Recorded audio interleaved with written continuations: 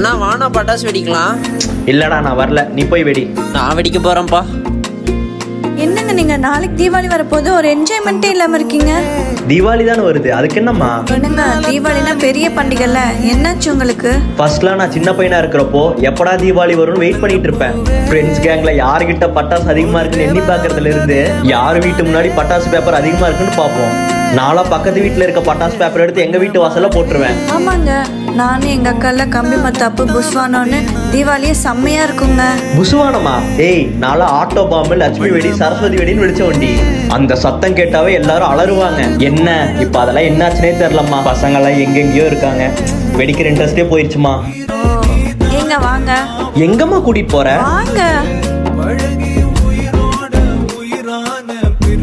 ஏங்க சந்தோஷமா இருங்க, எதை பத்தியும் நினைக்காம.